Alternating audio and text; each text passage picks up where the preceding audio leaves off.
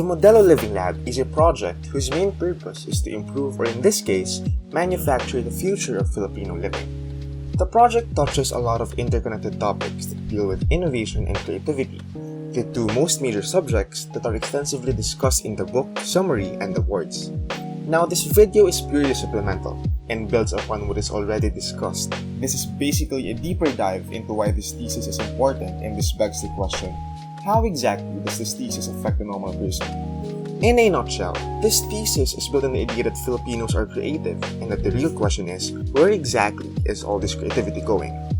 Now, since we can all agree that we all have at least a strand of creativity, let's try to visualize this problem in a more fun and relatable context. Every day, especially those belonging to the lower to middle classes, we wake up in mildly uncomfortable settings to which we've already been accustomed to.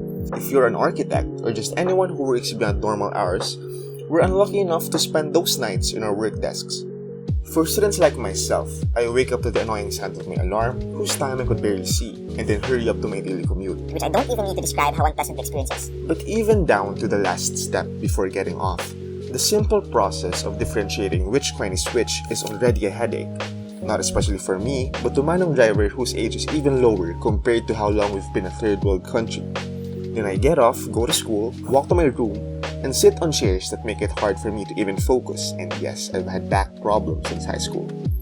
So apart from the bad design we see in our surroundings, our streets, and our society, these are all instances of bad design that we face every day. The biggest problem, however, isn't in any one of those things I mentioned. The biggest problem is us. We are all designers, and yet we allow ourselves to live in a badly designed everyday life. There exists a big gap between designers and the users. The designers don't exactly know what the users need, and the users don't exactly know who, what, where, and how the product is made. That is the gap that this thesis seeks to erase. Despite that, I'm still willing to concede that Filipinos are extremely creative, for reasons I've mentioned in the thesis. In fact, at the most recent Global Innovation Index, the Philippines belongs to the top 10 in every major category.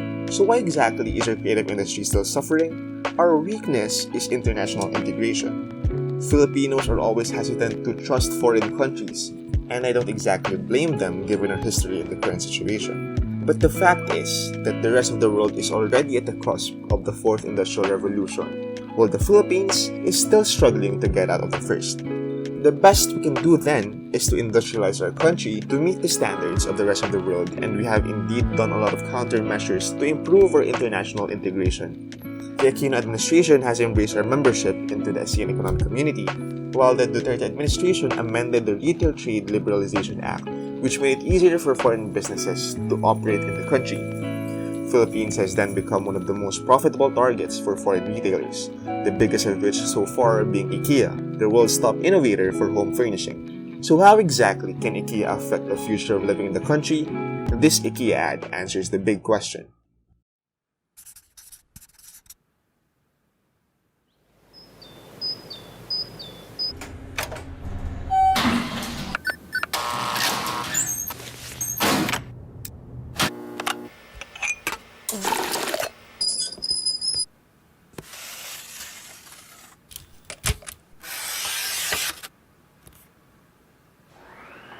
To create a better everyday life for the many people. That's the IKEA vision. But what exactly do we mean by this? How can a home furnishing business help create a better everyday? Well, it all begins right here. We are passionate about life at home. It inspires us in everything we do. So, to learn what people really need and dream about, we go out and visit homes all over the world. We talk with people, we measure things, we open closets and look in cabinets. We focus on the many people, especially those with thin wallets, because we believe good home furnishing is for everybody. All of these conversations give us valuable insights that we use as the starting point for developing our products and home furnishing solutions.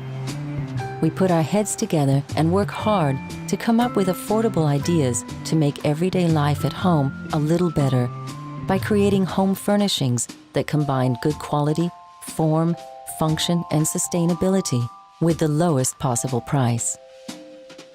We call this unusual combination democratic design. And it's what we believe makes our products unique. This all sounds good, but how is it even possible? Well, the short answer is, we're never satisfied. We're constantly looking for new and better ways to do things. We turn problems upside down, invent new techniques, try new materials, and continuously refine our production and distribution. To us, true innovation happens when we can connect knowledge about life at home. While IKEA seeks to provide solutions to the everyday living problems of Filipinos, the local industry sees this as a looming threat that may cause the entire creative manufacturing industry to flatten. But this isn't really the case. During my exclusive interview with IKEA's future manager, I asked the question, should the local industry be threatened by IKEA's entry? This is what he said. What is the benefit if they see us as a competitor? They can never compete with us in our own way of operations. They should not even, as we don't compete with them. They have their strength, we have our strength, and we can go in parallel because the market is huge and the need is going to be big here. We cannot tailor-make everything. This chair is the same all over the world. So if I'm a customer and I would like to have something that only I can have, there's only one solution. I go to the local industry. This is what they need to realize. CITEM, the representative body of the local industry, actually agrees with this. Although they both serve the same market, they operate in two completely separate domains. While IKEA focuses on mass production, where a single product serves the general needs of the public, the local industry focuses on customization, where a product is customized to fit the needs of an individual. Because these two manufacturing schemes are not directly opposite, a compromise is fortunately available, and this is what we call mass customization. Mass customization is the customization of products to fit the needs of a wider range of people with near mass production efficiency. This is the manufacturing scheme that the Modello Living Lab adopts. I've already discussed the concept of living labs quite extensively in the thesis material, but to give the easiest explanation of this new typology, a living lab is a research and development facility that doubles as a residential testbed, meaning all the home furnishing prototypes that are developed in the manufacturing facilities are circulated and used in the residential units where the creatives also live. This allows my fellow resident who have used my product in his unit to give professional input so that eventually, over the course of my stay at the Living Lab, I can release my design commercially with a higher success rate because I have already applied the input of people who have used my product in its early stages. This innovation model is called open innovation. Normally, in traditional innovation, I would have had to release my product commercially first and then get the feedback from the users after. And whether or not my product is a success or a failure is completely out of my control. This thesis attempts to erase that risk, such that more people would be encouraged to get into innovation. Now, open innovation isn't as easy as it sounds. In the Living Lab, users constantly shift from being designers to being the users depending on where they are at the facility. And the shift of roles is indeed mentally taxing. Creativity is, after all, the first step of innovation, and before crossing into the manufacturing facility, the resident has to increase his creative motivation. How can architecture generate and motivate creativity? This is where the mini-thesis comes in and brings the fun. The mini-thesis is a study within the study that details how the design deconstructs the concept of creativity and uses randomization to generate creativity. The thesis boards provide a comprehensive discussion about this topic, and supporting studies are found in the thesis book. Ultimately, the Modello Living Lab gives us the power to design how Filipinos are ought to live in the future. And I'll end this with a quote from Don Normal, the author who inspired me to conduct this thesis. Design is really an act of communication, which means having a deep understanding of the person with whom the design is communicating.